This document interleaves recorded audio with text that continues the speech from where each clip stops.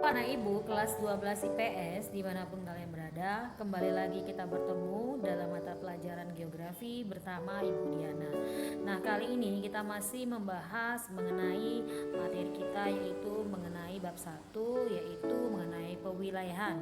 Nah, adapun topik yang akan kita bahas kali ini adalah mengenai pembangunan berkelanjutan.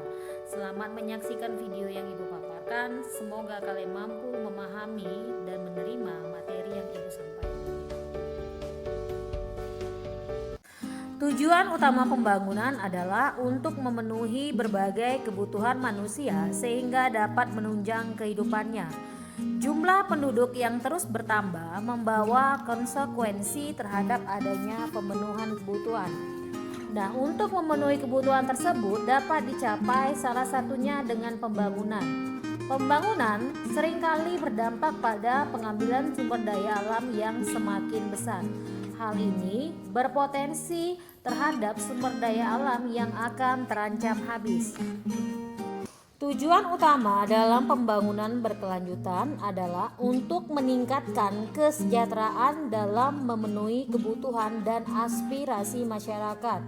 Konsep dari pembangunan berkelanjutan dibahas pada Konferensi Tinggi KTT Bumi pada tahun 1992 yang memiliki dua gagasan penting, yaitu satu, gagasan kebutuhan, yaitu mementingkan kesejahteraan dan kebutuhan kaum miskin.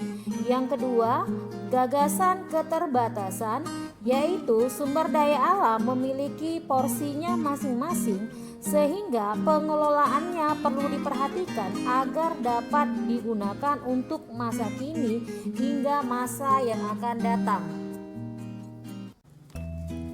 Pengembangan wilayah merupakan salah satu bentuk nyata dalam pembangunan yang lebih baik. Pembangunan adalah bukti adanya pertumbuhan wilayah, di mana pertumbuhan wilayah berkelanjutan ditunjukkan pengelolaan dan proses pembangunan. Apabila pembangunan tersebut berkelanjutan, dapat disimpulkan bahwa pertumbuhan wilayah juga berkelanjutan. Jadi, kita tarik kesimpulan bahwa pembangunan berkelanjutan adalah pembangunan yang mengusahakan dipenuhinya kebutuhan sekarang tanpa mengurangi kemampuan generasi yang akan datang dalam memenuhi kebutuhan mereka.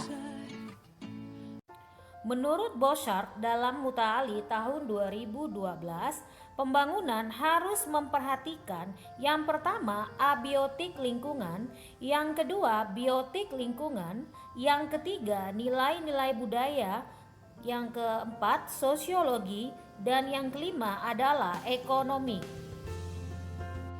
Tiga pilar pembangunan menurut Askari dalam Sulistiono pada tahun 2008, yaitu meliputi aspek sosial, aspek lingkungan, dan juga ekonomi. Yang pertama adalah aspek lingkungan atau ekologi, berhubungan dengan ekosistem yang terjaga serta berfungsi dengan baik dengan keanekaragaman hayati yang banyak jumlahnya. Sangat penting melestarikan proses ekologis alam dan jangka panjang yang pada akhirnya menciptakan jaminan masa depan umat manusia.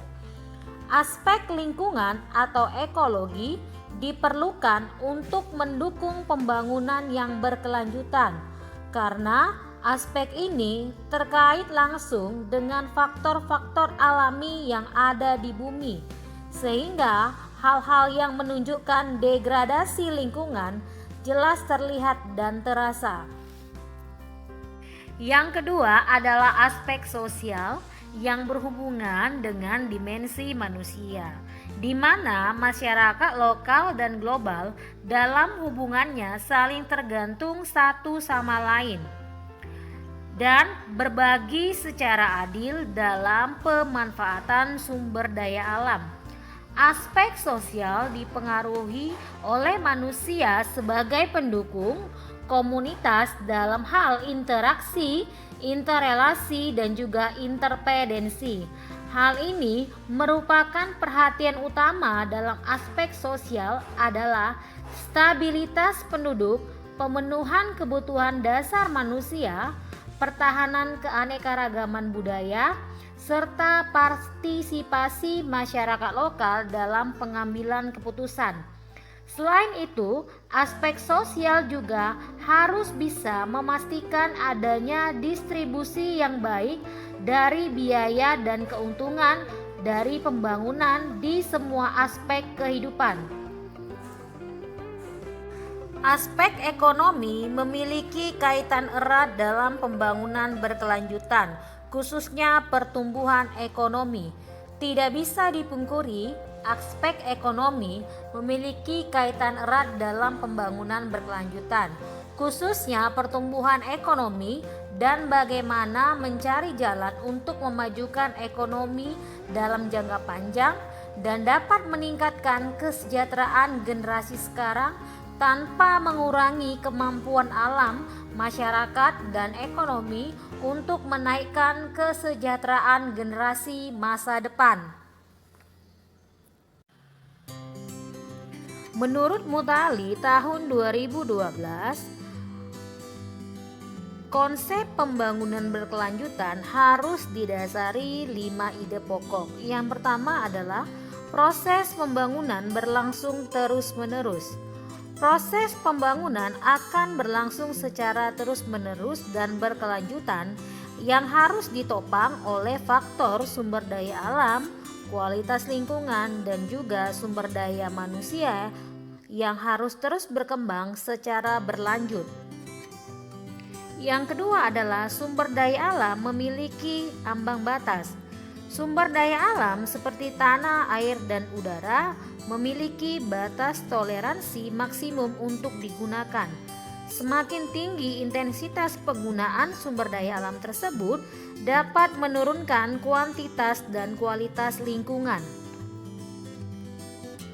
Yang ketiga, kualitas lingkungan berkorelasi dengan kualitas hidup.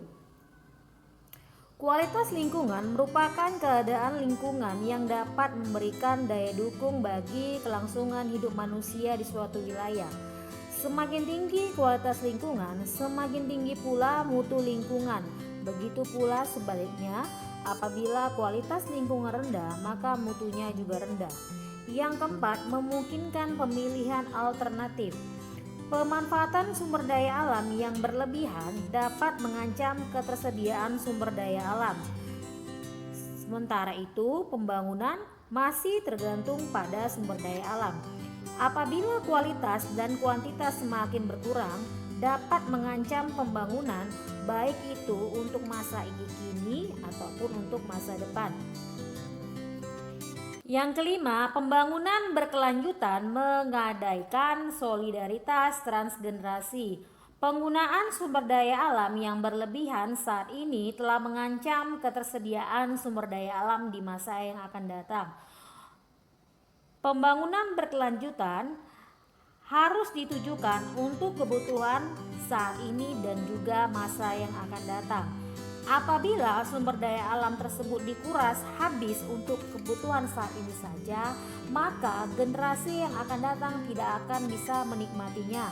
Sehingga pembangunan ini harus memberi manfaat untuk generasi yang akan datang, baik itu melalui kegiatan ekonomi. Permasalahan dalam pembangunan dan pengembangan wilayah di Indonesia meliputi yang pertama adalah tingginya kesenjangan antar wilayah. Sebagai contoh, akses pendidikan di perkotaan akan lebih bagus dibandingkan dengan yang ada di desa. Padahal pendidikan juga merupakan hak bagi setiap warga negara Indonesia.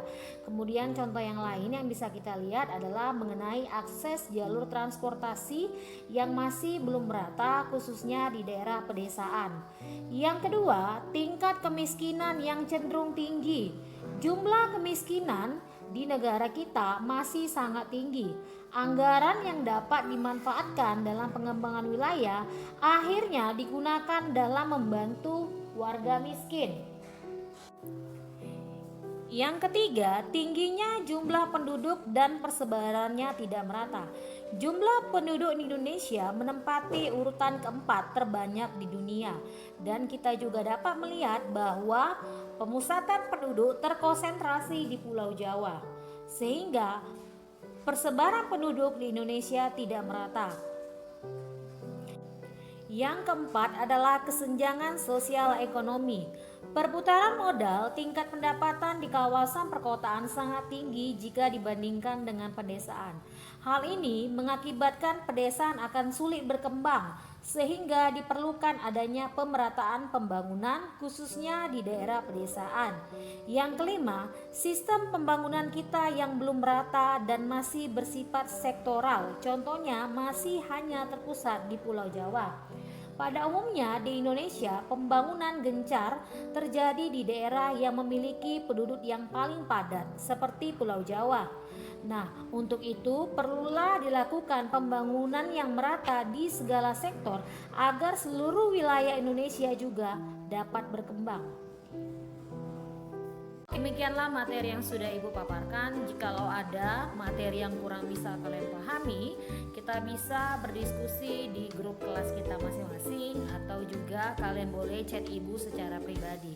Oke anak-anak Ibu, meskipun saat ini kita belajar dari jarak jauh, Ibu harap kalian masih tetap semangat mengikuti pelajaran yang Ibu bawakan.